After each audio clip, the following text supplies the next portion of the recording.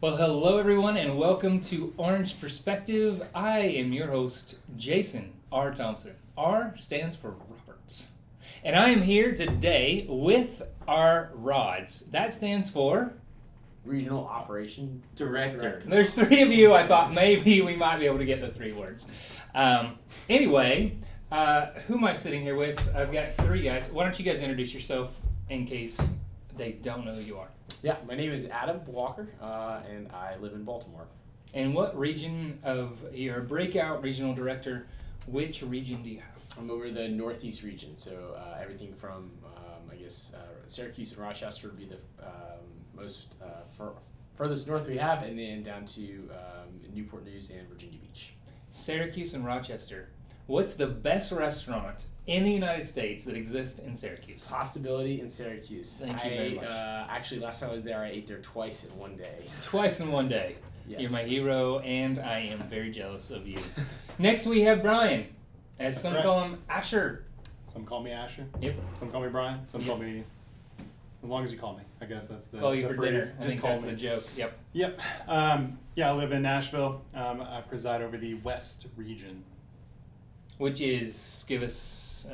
West for Breakout, so it's actually the Midwest. Mhm. So anywhere from Dallas down to Oklahoma City, and then all the way up to Minneapolis. So quite a large territory. How long you work with Breakout, Brian? I've been here about 3 years. 3 years. Well, it's good to have you. Your brother also works for us, right? He does. Yep. Hanging out in Charlotte. Charlotte. Mall rat. All right. Next, we have Chris. Chris, Yes. where are you? Where do you reside? I reside in the beautiful Greensboro, North Carolina, and I work with the Southeast region. That is Greensboro, Charlotte, Chattanooga, Orange Beach, Tallahassee, and Jacksonville. All right. I'm not gonna lie. Whenever I look at you, it's a little awkward. I feel like the camera's right there. So if it's a little awkward, I apologize. We're trying to fit in more people than usual into a video, and we don't have a lot of video space to do it. Well, I have these guys here. We've been working hard all day. You can tell by the cups, and here's Jimmy's timer. We didn't let Jimmy be on the video, but we did let his timer be on the video, and he uses this timer during the meetings to make sure that we do not go over. He's very precise and cares about time a lot. He's like a slave driver in here. Anyway, we worked all day on all kinds of various things, and we planned a ton of stuff for Breakout. But now, since they're here, I thought, why not have them talk a little bit about first break all the rules. So I've asked them to discuss the fourth key, which is find the right fit. These guys have done this in a lot of different ways, many times. Interviews, found people that need to be hired, found people that need to be fired, found people that need to be elevated in that company and grow and be promoted. And so they are, in a sense, I would call you guys experts in this field of finding the right fit and finding the right fit for people. And I think that's a huge key and it's more difficult than what I think it sounds, right? So what this chapter talks about is how do we find the right position or role for everybody that works with us. What have you found to be one of the dilemmas or obstacles in finding the right fit for people? What's some of the hardest things that you have to overcome or figure out? Anybody can jump in. Well, first you have to get to know somebody. Okay. So you have to discover what's unique about somebody, what they're passionate about, what they're good at, how they're wired. You got to get to know somebody first. And so how do you do that? How do you get to know them? How does Chris get to know the managers that are in his region? Well, I think it happens through a number of ways. Some of it happens naturally over time, through observation, through conversation, interacting with somebody in maybe different settings. It happens, I think, a number of different ways. But you intentionally find different venues or avenues so that you can get to know them, relationships. Building relationships. What are you guys? I read the CEO of Jersey Mike's, whenever he goes into Jersey Mike's, Yeah. he goes back and helps grill the meat for the sandwiches. And obviously he knows how to do that. He founded the company. But there's something about getting in the trenches and learning, maybe some more tips or tricks and getting down and working with those workers. So I remember reading that, and one thing I try to do, at least with the locations that I go visit, is I'll try to go in and reset rooms if they're resetting rooms in between games. And that way you can make conversation with them. You see the rooms. You get to learn about the game that's just resetting the room. So I thought that was really good advice, to just get in there and kind of get your hands dirty and help someone, and you're helping them out in that case. Yep. So you're getting involved with what they do every day, Yeah. and getting on their playing field rather than asking them to come to your playing field. Exactly. That's good. Yep. I like to ask people directly. Sometimes it takes some self-discovery to kind of know what you're good at, and to be able to share that with other people, because sometimes it's not always immediate. All the things that you're good at or care about aren't immediate. So like Chris, you kind of have to ask those questions. You have to poke and prod a little bit, and spend time with people, in the trenches sometimes to kind of get a feel for what they are good at, what they like.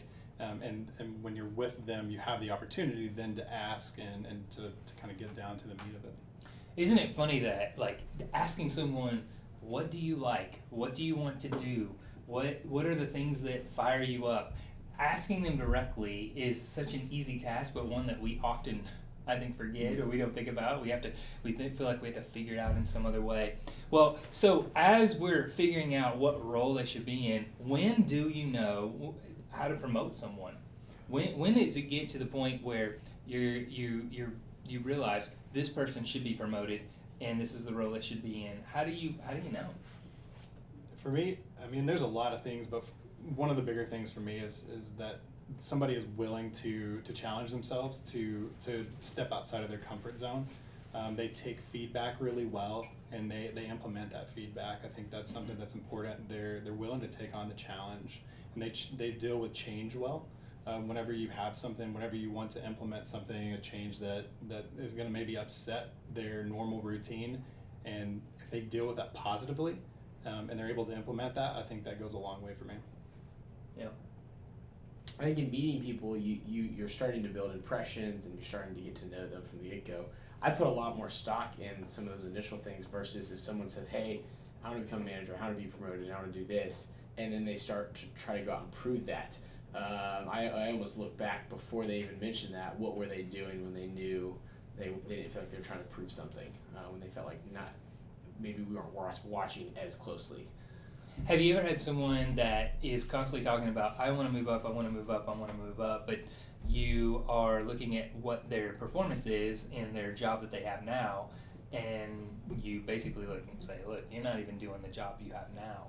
Would you promote someone like that that's not necessarily doing a good job but has aims for a higher position? No, I wouldn't. I would sit down with them and say. What would you what would you tell someone? I think the conversation there is you sit down with them and you say, we need to focus on where you're at now. That's great to know you have those ambitions to do that, but let's focus on here are the things we're looking for in this role, and let's try to first execute on these really well, and then we can talk about what other opportunities are out there. Yeah, the people that we have tended to promote across the board in our company are the people that are doing their jobs really, really well, that might say, hey, I have aspirations to get to the next level, and we know that, but they are just really dug in and saying, I'm going to be the best manager, I'm going to be the best assistant manager, regional director, whatever. I'm going to do that to the best I can. Somebody that's not doing that does not tend to get promoted in our company. That's not just really focused on their job at hand. So that's do you have anything to add with? Yeah, along the same lines, who comes in and day out, and they very consistently do their job, not just meeting the standard, but they naturally have a drive and a desire to go beyond that standard, and there's that kind of internal motivation of rather than maybe an external motivation of, I'm just doing this good job for a promotion or, to get praise or whatever. They understand the values, they connect with the why, and they actually execute on it. reliably and consistently. Yeah. Now, one part of all this is building relationships. Do you guys feel the tension ever between like getting personally involved in relationships with the people that work for you, and then separating that and keeping their separation between, hey, I'm the boss, I'm the leader? There's a lot of schools of thought, but according to this book, the great managers are saying, you know, forget that. We're going to build strong relationships with them, and we're going to get to know them on a personal level. How do you guys feel like that works out on a practical level for you as you're leading? So I would say that if you flip that on its head and say, is it possible to lead or manage or be a boss to someone you have no relationship to? And I would say no. And so I think if you invert that, it proves there has to be at least some sort of basis of relationship. And I think a couple of the things you mentioned, Brian, asking good questions about them goes a long ways. I read a book, 3 Signs of a Miserable Job, which is a fable about what it takes for team members to really thrive and enjoy their role. And one of the things was getting to know them and what are their interests and hobbies, how do they spend their time outside of work, and what are their family, friend situation, just making sure that they feel known. So when they come into work, they come in to be a part of a team, they're not just a number of employees, but they're known as a person. You know, you can't treat everybody the same as well, and there's people that you're going to know on different levels, and I think if you use this one-size-fits-all approach with everybody that you meet, you're going to come across as disingenuous, and you're not going to learn anything about those people. You haven't demonstrated a true care about what makes them tick. The way I interact with Chris is a little bit different than with Adam, and that's based on their personalities and how I interact with them and how that kind of thrives. You've got to contextualize a little bit, and so with some people it is, you're going to treat them a little bit differently. But to care about somebody truly, I think you have to know them specifically, and so I think it's really important. Yeah, which is one of the reasons that we stress, we pay for a lot of food, we do a lot of dinners, we do a lot of hanging out, and that is not just because we like to party, but we do. I mean, we love to party, right? We love to have a good time. I love to go out and eat good food, but it's more than that. It's very intentional. We do that for a reason, and we encourage you all to do that as well with the people that you lead. The last thing that I want to emphasize from this chapter and get your thoughts on is this idea of the importance of self-discovery. So good managers, and this is all about relationships, and you have to have relationships in order to do this, is good or great managers see themselves as people that are like a mirror. You're holding up a mirror to all the people that you lead, helping them discover who they really are. Not necessarily focusing on their weaknesses and saying, hey, let's change those, let's fix those. It's more, let's focus on your strengths and really pull out who you are. Do you guys have any practical tips of how you do that on a regular basis? How do you, maybe first of all, make sure that you are constantly growing in your own self-awareness, and then how do you build that in someone else? How do you bring out who someone else is and help them become more self-aware of their own talents? I think part of it is you have to look for the opportunities for yourself and as a manager or leader for other people as well. Just where are the opportunities to maybe try something new or a little different, or hey, I think this could be a chance to like maybe delegate something or give somebody else an opportunity to shine in an area that maybe they haven't before. It's not if you wait for somebody to bring that out of you, or if it's looking for the opportunities and for yourself and for other people, because they aren't always easy to come by. Yeah. Adam, Brian, you guys have thoughts? Well, I agree with Chris. It starts with a relationship, and then look for the chances when someone's eyes light up or when they volunteer for something. That's usually a good indication that there's some talent there, and then hopefully you can cultivate that and give them more responsibilities. And then I think if you do that right, trust grows and they can take on more bigger tasks. I think thinking of a team member we specifically have in one of our locations who is pretty artistically gifted, and he's been able to help out, even redesign a few of the clues that we've worked on, or really change some of the aesthetics in the rooms that have been, it's been a huge plus for our guest experience. And that doesn't happen from day one seeing that, but it happens a little bit more over time, and making sure that we're giving him those opportunities to kind of exercise that talent. Yeah, I mean, stepping away maybe from that a little bit, but thinking about self-awareness and developing that for myself, it's kind of doing like a 411, or like thinking through what happened in a certain situation, and not just thinking about my feelings in that situation, but thinking about what someone else thought about me in that situation. Kind of almost like having empathy, or thinking through what was that other person experiencing during this conversation, and then kind of identifying those things in myself that were either good or could have come across as hostile or whatever in a certain situation.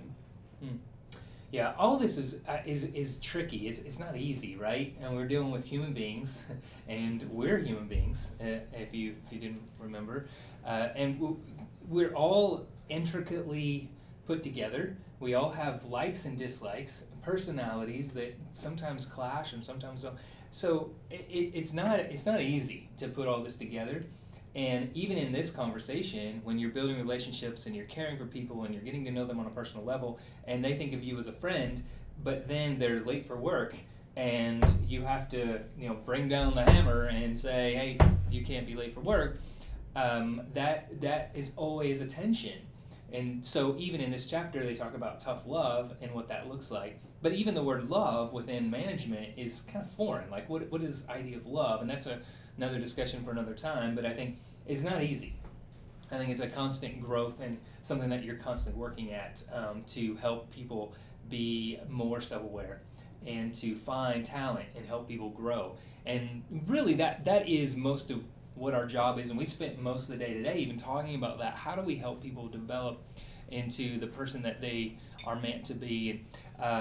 So any other thoughts about any of these things?